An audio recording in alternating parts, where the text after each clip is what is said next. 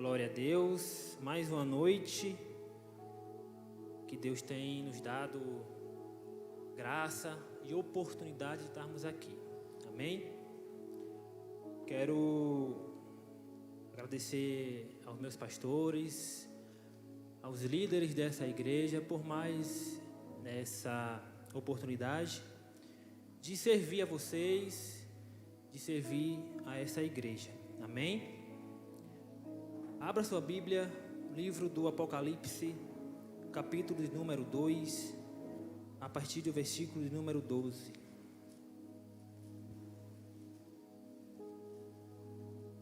Eu confesso aos irmãos que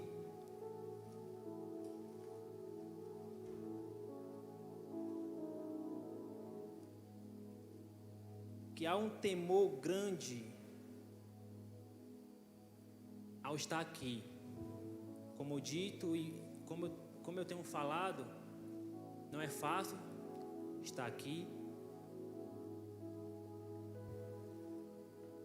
É um peso muito grande e eu reconheço isso. Mas Deus tem nos dado graça e sabedoria para a glória do nome dele. Amém, irmãos? Apocalipse capítulo número 2, a partir do versículo 12, nós estamos estudando, Deus colocou no coração do nosso pastor, para falar sobre as 7 igrejas do Apocalipse. Então é uma pregação mais expositiva.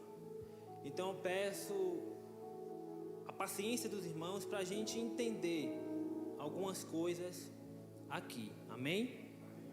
Versículo 12 do capítulo 2 de Apocalipse. Ao anjo da igreja em Pérgamo escreve: estas coisas diz aquele que tem a espada afiada de 2 gumes. Conheço o lugar em que habitas, onde está o trono de Satanás, e que conservas o meu nome e não negastes a minha fé. Ainda nos dias de Antipas, minha testemunha, meu fiel, o qual foi morto entre vós, onde Satanás habita. Tenho todavia contra ti algumas coisas, pois que tens aí os que sustentam a doutrina de Balaão, o qual ensinava a Balaque a armar ciladas diante dos filhos de Israel, para comerem coisas sacrificadas aos ídolos e praticarem a prostituição.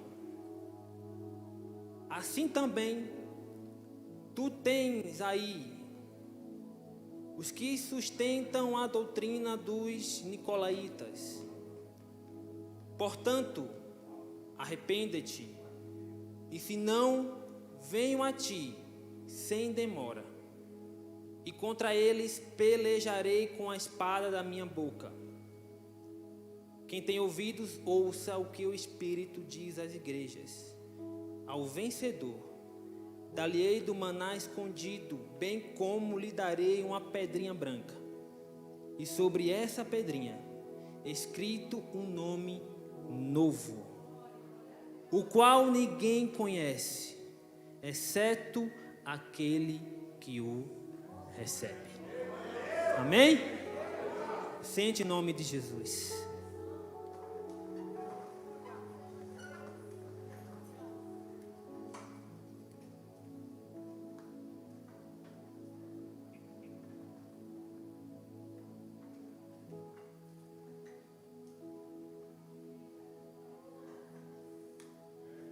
Irmãos, olha aqui para mim. A igreja de Pérgamo era uma igreja que doutrinariamente estava bem estabelecida. Apesar de que Cristo vai os advertir, dizendo que tem alguns, a minoria, que estavam seguindo ou adotando as doutrinas dos nicolaítas e a doutrina de Balaão. E daqui a pouco nós vamos entender quais são essas duas doutrinas. A cidade de Pérgamo era uma cidade rica em quê? Em cultura, na sua história e principalmente muito religiosa. A cidade de Pérgamo era tão religiosa que aonde você chegava, aonde você andava, você via imagens, estátuas, algo que lembrava alguns deuses. Por exemplo, o deus chamado Zeus, que na mitologia grega é o deus soberano dos gregos. Aonde você andava, tinha algo que lembrava um deus chamado Asclépio, que era conhecido como deus da medicina. E também aonde você andava, você via e percebia que tinha algo que lembrava a deusa Atenas, que era a deusa da fertilidade. Então a cidade de Pérgamo era uma cidade totalmente religiosa. Só que apesar dessa religiosidade ser tão grande, Cristo vai observar no meio dessa cidade um povo, uma igreja que não se dobra e que não se corrompe com essa idolatria. Deus olha um povo que, independentemente da situação da cidade, não se entrega a essa religiosidade. Existe um povo que é diferente. Deus olha e vê um povo que é separado. Então, o que Deus faz? Deus vai entregar uma carta. Deus entrega ao seu filho.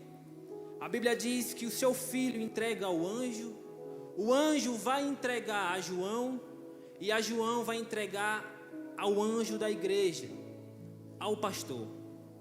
Só que o que é interessante é que para cada cidade, Cristo faz questão de se apresentar de forma diferente, de uma forma específica.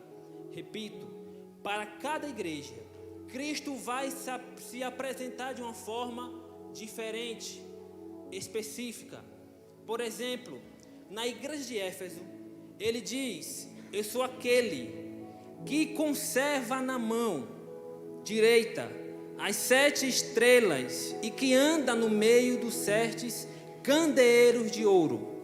Para a igreja de Esmina, Cristo vai dizer: eu sou o primeiro, o último que esteve morto e tornou a viver. Para a igreja de Pérgamo, Cristo também vai se apresentar de uma forma diferente. Ele diz: eu sou aquele que tem a espada afiada de 2 gumes. Esta variação de formas que Cristo se apresenta é fundamental. Por quê? Porque está ligado com algum contexto da cidade, com alguma característica da cidade, seja ela cultural, histórica ou religiosa. Só que, quando nós observamos cada carta, veremos também que o conteúdo delas é diferente uma das outras. Por exemplo, para a igreja de Filadélfia, Cristo tem 3 pontos que Cristo vai se apresentar. Primeiro, para algumas igrejas, Cristo vai elogiar. Só isso. Não tem repreensão. Para outras igrejas, Cristo não elogia, só repreende. Terceiro, para outras igrejas, Cristo elogia, mas também repreende. Lucas, me dá um exemplo de uma igreja que Cristo só elogia. A igreja de Filadélfia, a mais conhecida. Ele diz: eu conheço a tua perseverança na fé e que não negastes o meu nome. Uma igreja que só tem elogios. Lucas, me fala uma igreja que só tem repreensão. A mais conhecida, Laodiceia. Conheço as tuas obras, que nem és frio e nem quente. Quem dera que fosses frio ou quente. Assim, porque és morno, estou a ponto de vomitar-te da minha boca. Então, para a igreja de Filadélfia, enquanto para a igreja de Filadélfia, Cristo diz, eu conheço a tua perseverança e conheço as tuas obras e não nega a minha fé. Para a igreja de Laodiceia diz, você é miserável, pobre, cega e nua. Lucas, me dá um exemplo de uma igreja que tem elogios e repreensão. Igreja de Éfeso, a igreja de Pérgamo. Jesus diz para a igreja de Éfeso, vocês não suportam os homens maus. E vocês suportam as provas que por causa do meu nome, vocês passam. Ótimo. Porém, eu tenho contra ti, que deixastes o primeiro. E para a igreja de Pérgamo, ela está dentro de uma igreja que Deus repreende e elogia.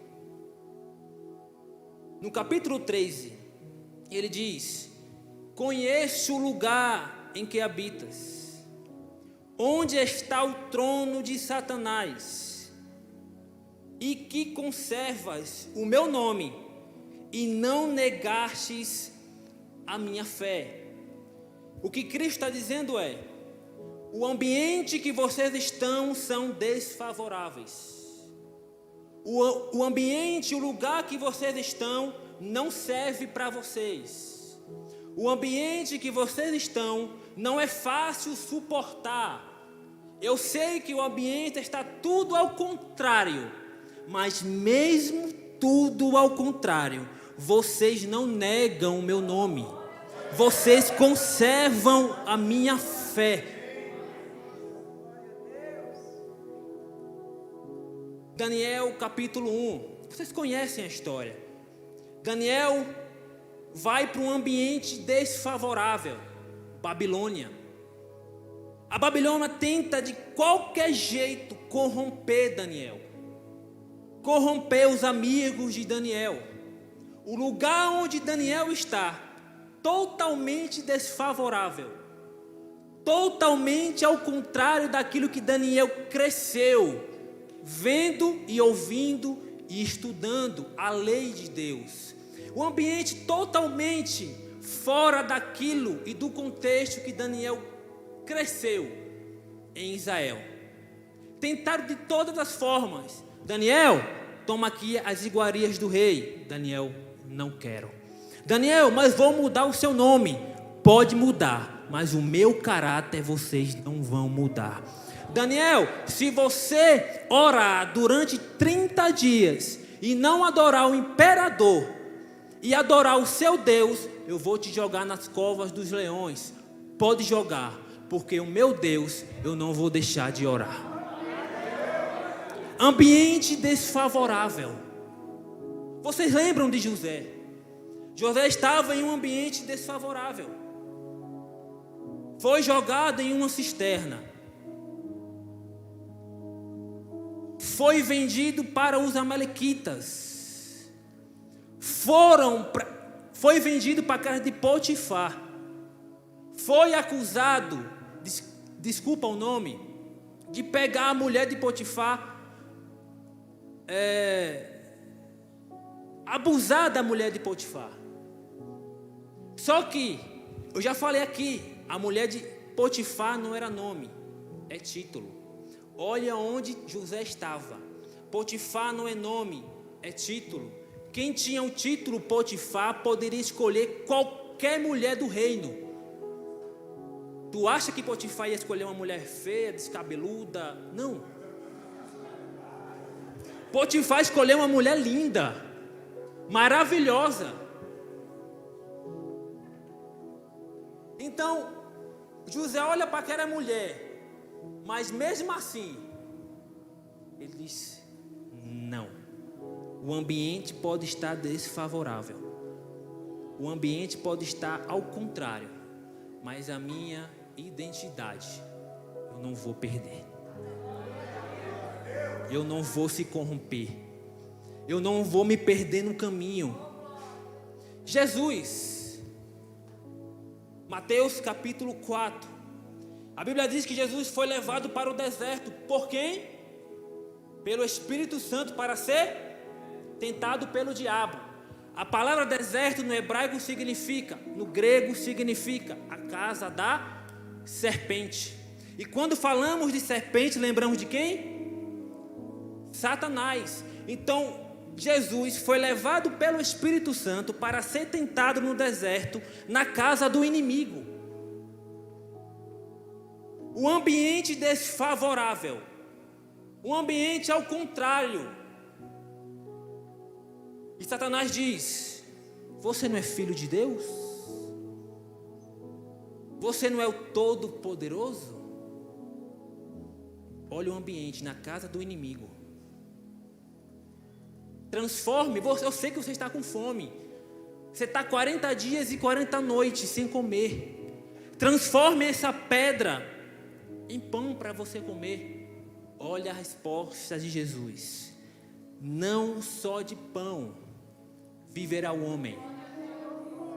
Eu vou repetir: não só de pão viverá o homem, mas de toda a palavra que sai da boca de Deus. Aleluia. O Espírito Santo de Deus está aqui.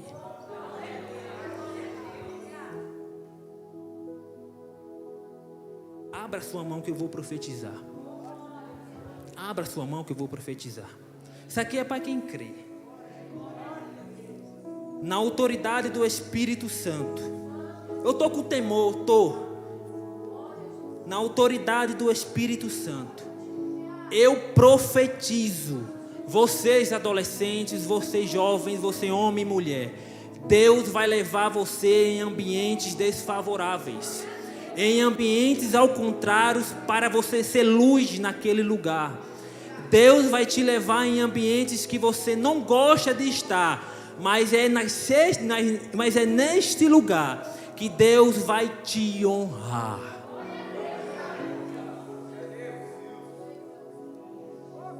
Em nome de Jesus. Deus está aqui. Eu sinto a presença do Eterno aqui. Eu sinto a presença do Espírito Santo aqui. Oh, aleluia. Oh, aleluia. Oh, aleluia, Jesus.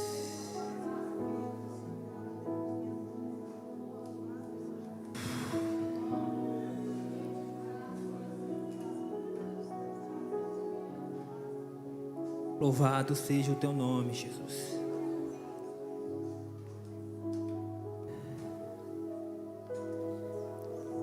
Apocalipse capítulo 3, versículo 11.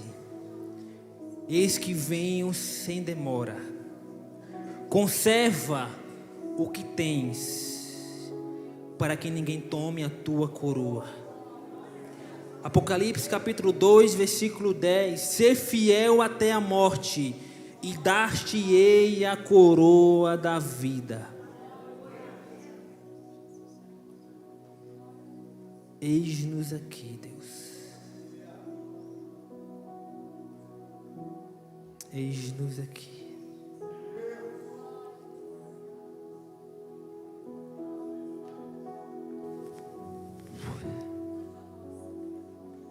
Então, Jesus fala que conhece o lugar onde está o trono de Satanás. E mesmo assim, a igreja, alguns da igreja não se corromperam. E a Bíblia diz que ainda nos dias de Antipas, minha testemunha, meu fiel, o qual foi morto entre vós, onde Satanás habita. Lucas, o que é esse trono de Satanás? E quem é esse homem chamado Antipas, que Cristo dá testemunho dele? Que Cristo fala que ele foi sua fiel testemunha. Para a gente entender quem foi Antipas e o que é esse trono de Satanás, que os dois se encaixam, eu primeiro preciso falar o que era esse trono de Satanás. Existem mais ou menos 4 especulações. A primeira, presta atenção, a cidade de Pérgamo ficava a 300 metros acima do mar. Quem via a cidade de Pérgamo de longe, via que a cidade parecia um trono. Então alguém disse, com a idolatria que é excessiva nesse lugar, e a cidade parece um trono, ali está o trono de Satanás. Primeira especulação.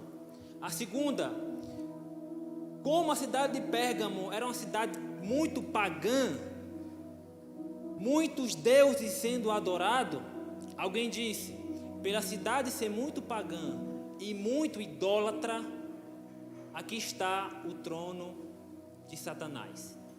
Segunda especulação. Terceira, a estátua de Zeus, lá tinha uma estátua de Zeus enorme, e os pés da estátua foi feito como de uma serpente. Então, como falando de serpente, lembramos da antiga serpente que é Satanás. Então, quem olha para a estátua e vê os pés da estátua feito de forma de serpente, fala, antiga serpente, Satanás, ali está o trono de Satanás. E a quarta especulação é que agora eu entro para juntar com Antipas. O imperador romano daquela época, onde a cidade de Pérgamo, onde a igreja de Pérgamo estava, ele comandava a cidade. O imperador queria também ser adorado, presta atenção. Queria também ser adorado. E quem não adorasse ao imperador, provavelmente seria morto, seria perseguido. Então, como a igreja de Pérgamo não se dobrava ao imperador, o imperador pegou esse homem chamado Antipas como exemplo. E a história diz que Antipas foi jogado dentro de um boi de bronze e foi queimado. O pobre do Antipas foi queimado dentro de um boi de bronze, por causa que não negou o nome do Senhor. Então quem vê essa crueldade fala, o imperador, enviado do diabo, está ali o trono de Satanás. Então Antipas foi morto por causa do evangelho e por causa de Cristo. Só que se terminasse aqui, ótimo. Parabéns, igreja de Pérgamo. Só que quando o pastor, o anjo da igreja, vai lendo a carta, quando chega em onde Satanás habita, o povo ufa. Deus olha para a gente e vê uma igreja que é fiel a Ele. Só que quando o pastor vai para o versículo 14 e lê a carta e diz, tenho todavia, porém, aí o povo, e tenho todavia contra ti que alguns, não muito, alguns têm sustentado ou adotado a doutrina de Balaão e a doutrina dos nicolaítas. O que é essa doutrina dos nicolaítas, Lucas? As doutrinas dos nicolaítas, não sabemos muito a sua origem, mas os nicolaítas acreditavam em um protognosticismo. O que era isso? A igreja pós-moderna, preste atenção em nome de Jesus, A igreja pós-reformada acredita que o homem é feito em 3 partes: corpo, alma e espírito. Para os gnósticos, acreditavam que o homem só era dividido em 2 partes: corpo e alma. Então, para os gnósticos, o corpo, a matéria, não tem mais conserto. Então, tudo que a matéria, que o corpo faz, não vai afetar a alma, porque a alma é boa e imortal. E tudo que a alma faz não vai afetar a matéria e o corpo. Então, para os gnósticos, se em minha matéria, se o meu corpo viver errando ou viver pecando, isso não vai afetar a minha alma, e vice-versa. Então, o que é a doutrina dos nicolaítas? Imoralidade. Repito, a doutrina dos nicolaítas é imoralidade. Qual é o primeiro erro da cidade de Pérgamo? Imoralidade. Vocês, igreja de Pérgamo, são fortes por fora, têm capacidade de sustentar as perseguições, mas aqui dentro há imoralidade. Segunda doutrina, a doutrina de Balaão. Para a gente entender qual era essa doutrina, precisamos voltar a Números 22. Ali vai contar a história de Balaque e Balaão. A Bíblia diz que Balaque vai ver um povo que está se acampando nas suas campinas. Balaque era rei de Moabe naquela época. Então, Balaque vê o povo de Israel, que está saindo do Egito e está se acampando nas campinas de Moabe. E o rei Balaque se sente afrontado com isso. Só que Balaque, ele é inteligente. Balaque, ele é esperto.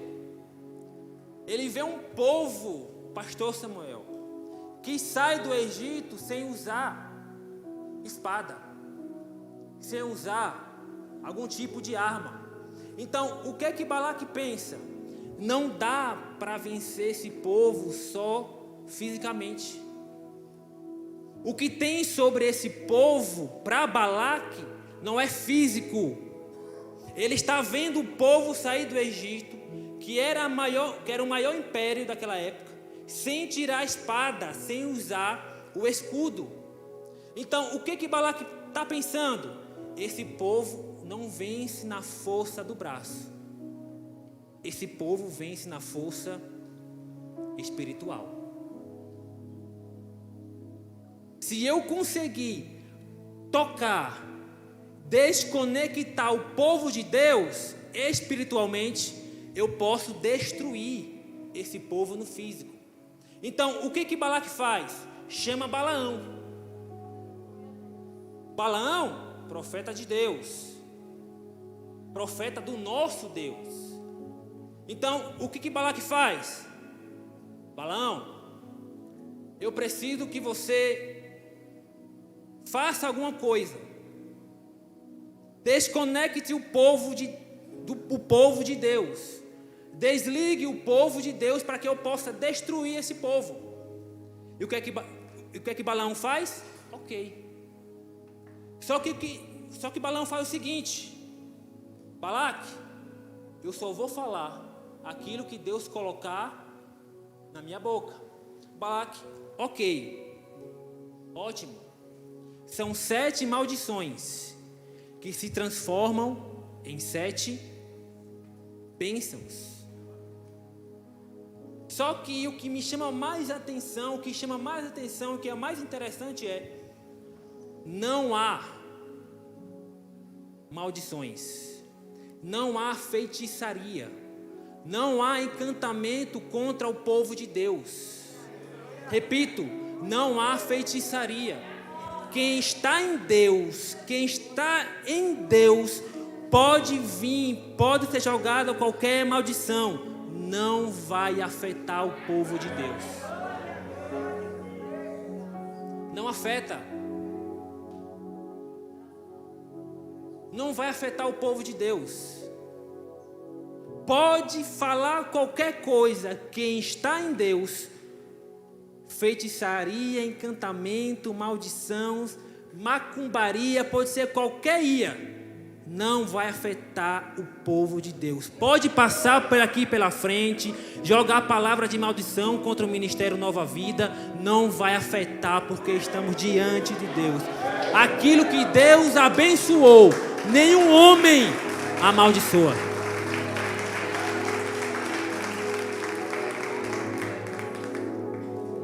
Vou falar só para o pastor Eliseu.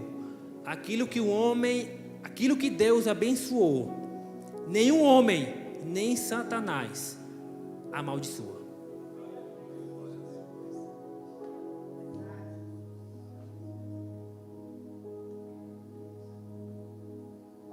Isaías capítulo 43, versículo 13. Deus diz: ainda antes que houvesse dia, eu sou, e não há ninguém que possa escapar da minha mão. Operando Deus,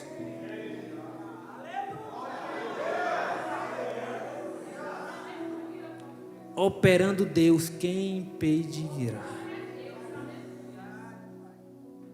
Não há ninguém que possa. Só que eu ouvi na minha adolescência, na minha juventude, e aprendi que Balaão não conseguiu fazer com que o povo pecasse. Eu ouvia e dizia que Balaão não conseguiu fazer o povo pecar. Balaão fez o povo pecar. Por favor, coloca aí Números capítulo 31, versículo 16. Números capítulo 31, versículo 16. Balaão conseguiu fazer com que o povo pecasse.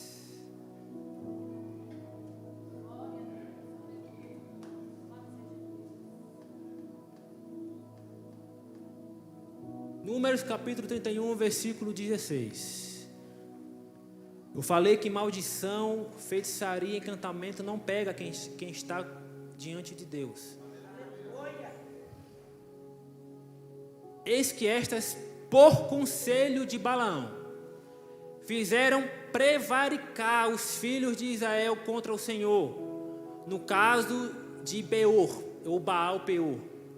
Pelo que houve praga entre a congregação do Senhor.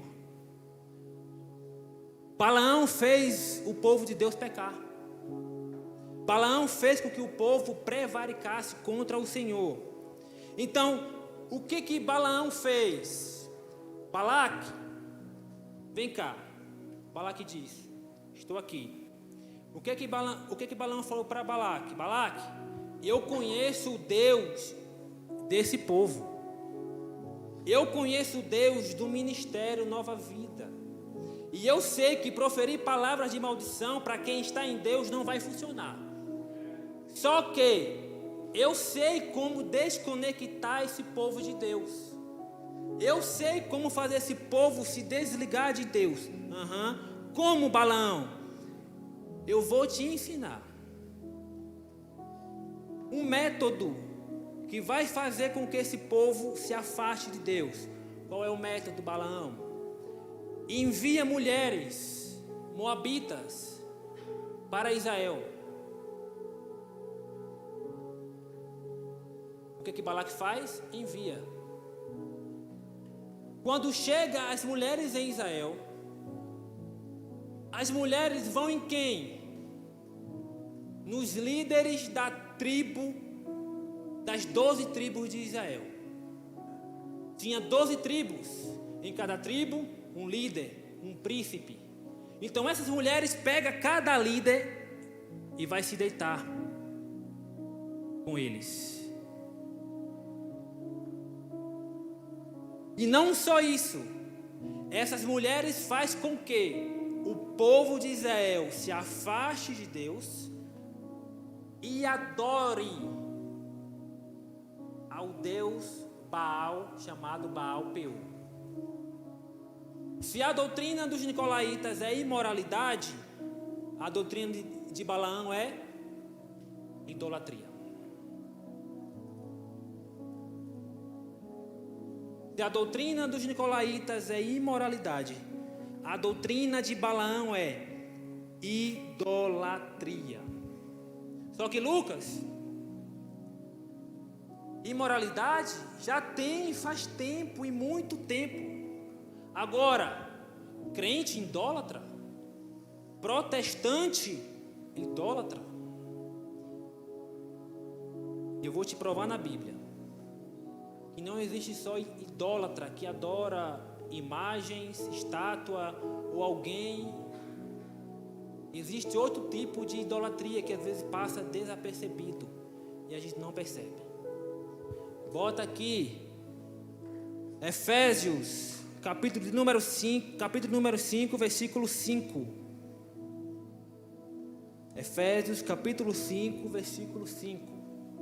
Sabei, pois, isto: nenhum incontinente, ou impuro, ou avarento, que é idólatra, tem herança no reino de Cristo e de Deus. Na minha tradução é: aquele que é impuro ou avarento e que não tem temor a Deus é idólatra. Cadê a imagem? Cadê a estátua? Deus chama de avarento, impuro, idolatria. Vou dar outro texto. Colossenses capítulo 3, versículo 5. Coloca aqui.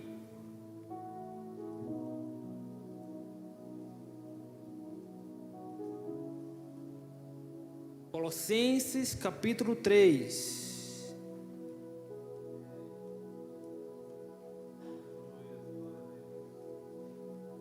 Colossenses capítulo 3, versículo 5. Fazei, pois, morrer a vossa natureza terrena: prostituição, impureza, paixão, lascívia, desejo maligno e avareza é idolatria. Não é só adorar imagens. Não é só adorar alguém. Paulo está dizendo impureza, paixão sem controle, prostituição, desejo maligno. Isto é, na minha versão, idólatra. Então, a igreja de Pérgamo tem imoralidade. A igreja de Pérgamo tem idolatria.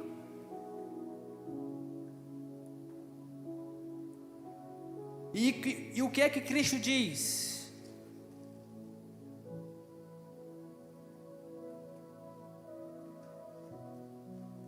Portanto, arrependa-te, senão eu venho a ti sem demora, e contra isto eu pelejarei com a minha espada que sai da minha boca. Cristo está dizendo o seguinte: tem alguns na igreja de Pérgamo que se corromperam com a imoralidade e que se corromperam com a idolatria. Mas arrependa-te, senão eu venho contra ti com a espada que sai da minha boca. Lembra que eu falei que Jesus se apresenta de forma específica e de características diferentes para cada igreja? Cristo pega a característica da igreja para falar com a igreja. Então Cristo fala: eu tenho uma espada que sai da minha boca.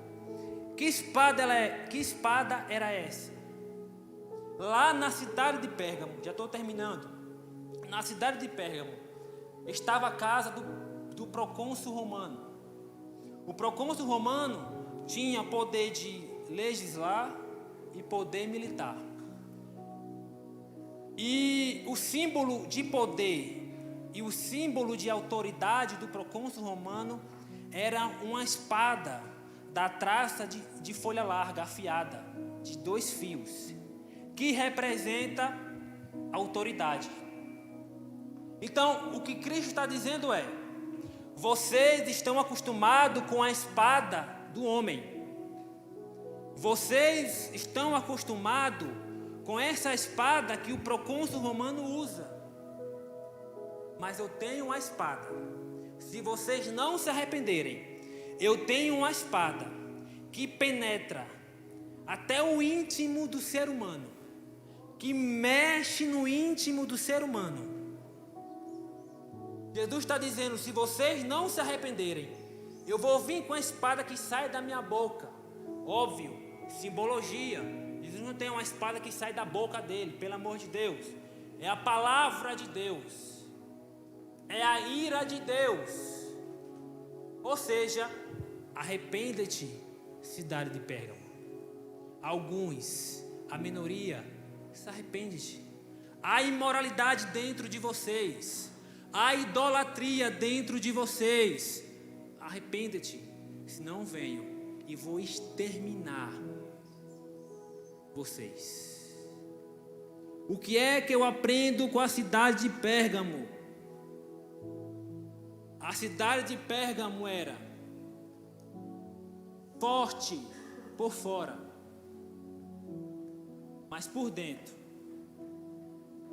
não na igreja, mas dentro dos crentes, existia algo que ainda fazia com que Deus se irasse, e fazia com que Deus falasse uma palavra de juízo.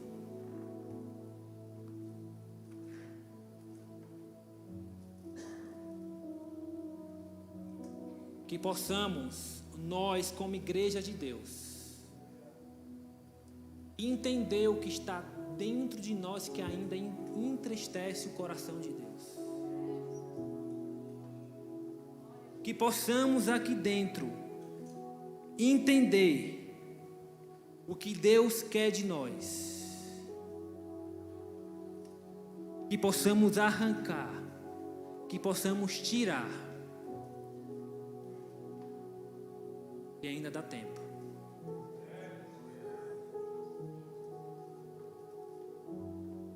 Porque se Deus vir com a sua ira,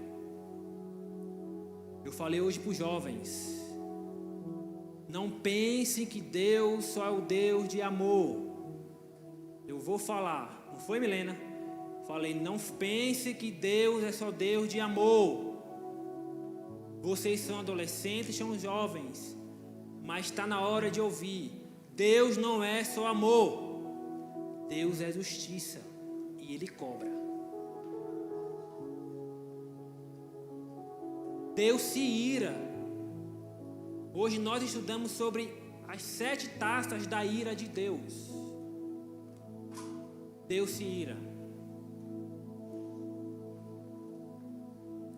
Então o que Deus está falando para nós nessa noite é que possamos se arrepender de todo o nosso coração, que possamos desfrutar dessa bênção aqui, ó. Eu vou ler de novo. Se arrependa-te, igreja de Pérgamo. Se vocês se arrependerem, o meu Espírito diz ao vencedor: dar-lhe-ei do maná escondido, bem como lhe darei uma pedrinha branca, e sobre essa pedrinha escrito um novo nome, o qual ninguém conhece, exceto aquele que o recebe. Eu creio que esse grande dia vai chegar. Eu creio que essa hora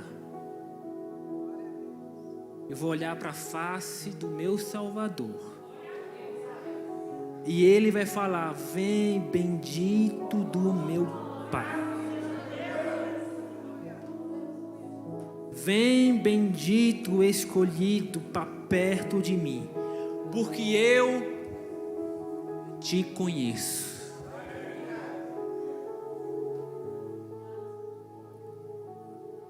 Guarda essa palavra no seu coração. Deus tem propósitos. Deus tem milagres espirituais para nós. Deus tem promessa para essa igreja. E eu creio, assim como Jó falou, eu sei que o meu Redentor vive. E em breve Ele vai voltar. Em nome de Jesus. E quem crê, bate palma para Ele em nome de Jesus.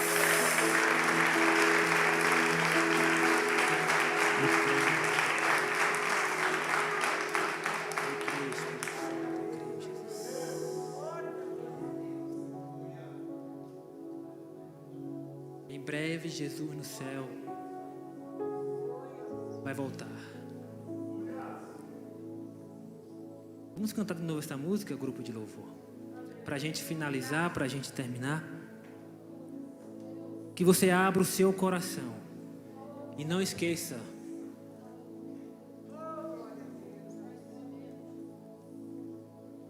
Ele é fiel.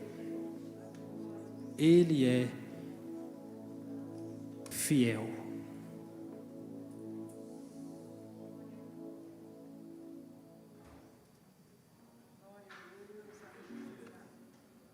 Vamos ficar de pé em nome de Jesus? Para a gente finalizar, mãe. Tu és adorado entre nós, Jesus. Oh, aleluia, Jesus. Oh, aleluia, Espírito Santo, Jesus. És adorado entre nós, tão desejado aqui. Que Deus venha renovar a sua fé nessa noite. Mas nada se compara. Que Deus venha tocar em você nessa noite de forma diferente, como nunca Ele tocou, em nome de Jesus.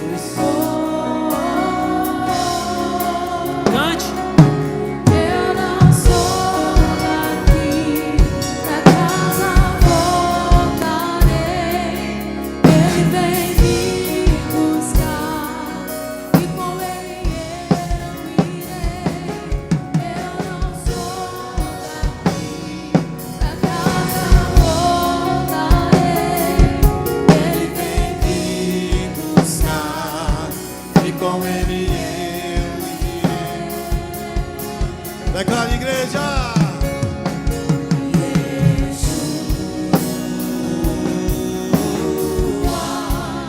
O Messias aguardado, Ele vem me buscar.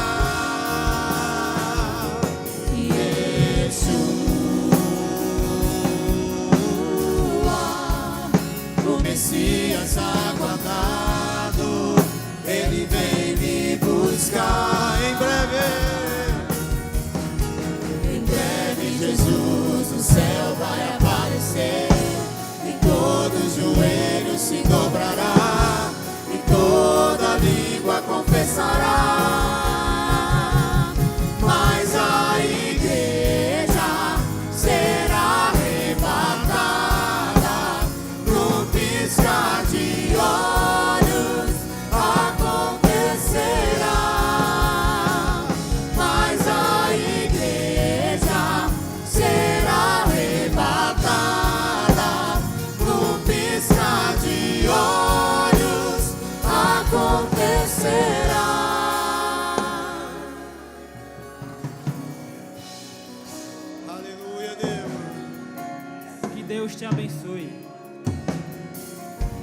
que Ele faça resplandecer a tua face, o brilho do Espírito Santo no teu rosto, para a glória e louvor do nome dele. Amém? Eu agradeço a oportunidade em nome de Jesus.